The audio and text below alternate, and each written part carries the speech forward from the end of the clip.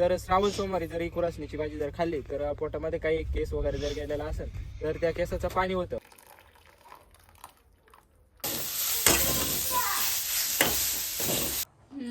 खूपच छान.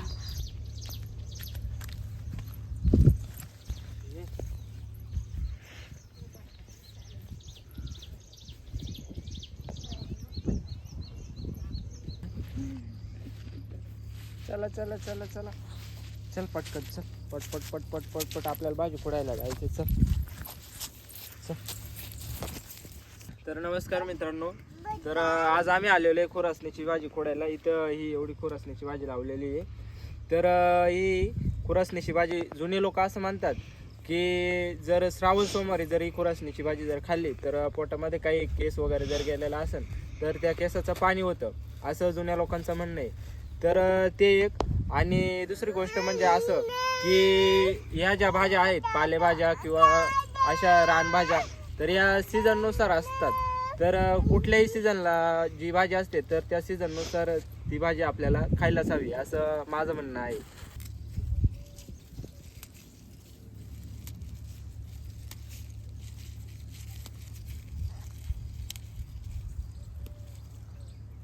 मस्त अशी छान कोवळे कोवळे पानं खुडून घेतलेत हे बघा. आणि इथं मस्त हिरवी हिरवी भाजी झाली आहे. आणि घरी जाऊन आज मस्त अशी कांदा टाकून छान अशी भाजी बनवणार आहे आम्ही. याश्विका ही भाजी खुड ग, छान छान खुड घे. याश्विका बघा आमची कशी मस्त खुरासणीची भाजी खुडत आहे. दाखव त्यांना खुडून दाखव. तू खाऊन दाखवतेस, खाऊन दाखवतेस. ठीक, गुड गुड.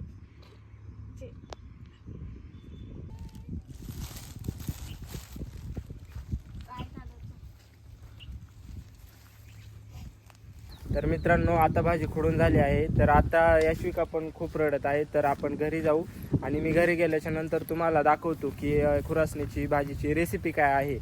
तर त्याच्यामध्ये कांदा, परत शेंगदाणे, लसूण, जिरे, मोहरी टाकून मस्त फोडणी द्यायची आणि मस्त बनवू आणि दाखवतो तुम्हाला. चला चल चल चल चल ये ये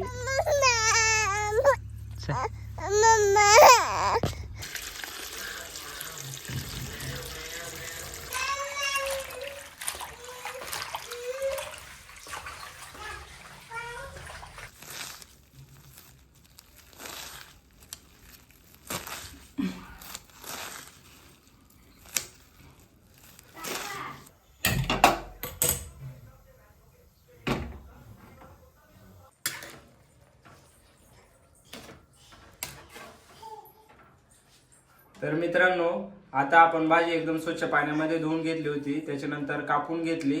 आणि आता हे बघा, हे कढईमध्ये ना आपण असं गरम पाण्यामध्ये एक 4 ते 5 मिनिटं भाजी शिजून घ्यायची.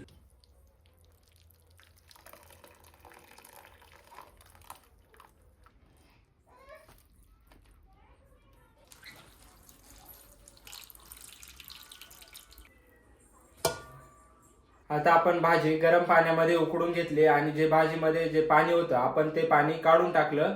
आणि नंतर आपण ती भाजी अशी पिळून घेतली. आणि हे बघा आता ही भाजी अशी इथं मोकळी करून ठेवलेली आहे. आणि ह्या भाजीला आहे ना आपण इथं 3 कांदे घेतलेले आहेत. आणि भाजीला खुरासणीच्या भाजीला आहे ना कांदे कधी पण जास्त घ्यायचे.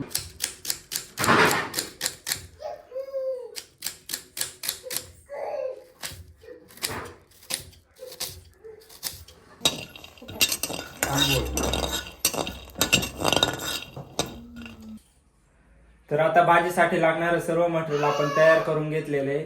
या बघा इथं भाजी आहे, इथं कांदा कापून घेतलेला आहे, 3 कांदे घेतले होते आपण.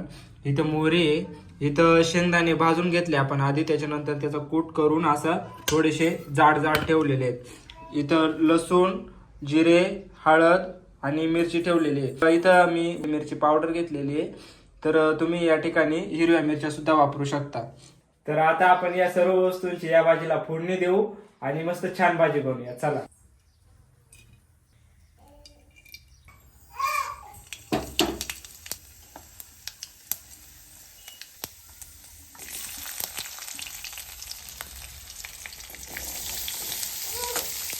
मित्रांनो मी इकडे मस्त पैकी भाजी बनवते बघा इथं.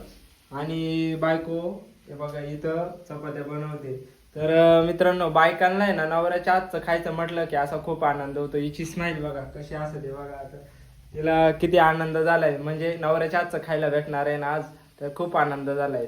तर प्रत्येकाच्या घरी असंच असतं का? कमेंटमध्ये मला नक्की सांगा.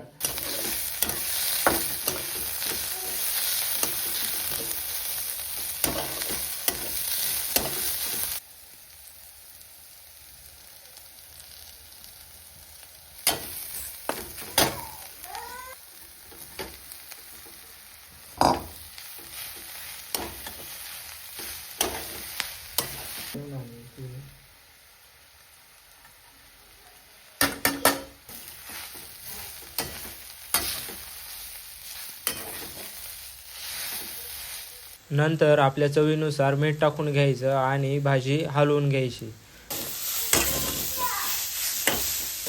भाजी व्यवस्थित हलवून घेतल्याच्या नंतर त्याच्यावर 5 ते 10 मिनटं स्लो गॅस करून झाकण ठेवायचं. 5-10 मिनिटांनी ते झाकण काढायचं आणि थोडंसं भाजीमध्ये तेल टाकायचं.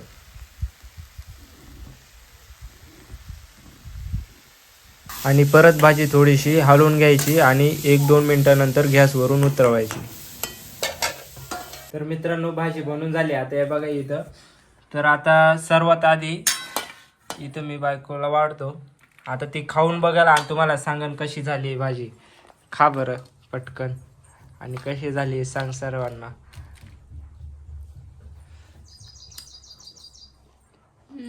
खूपच छान. तुम्ही नक्की एकदा श्रावण महिन्यामध्ये ही भाजी खाऊन बघा. मस्त झाली.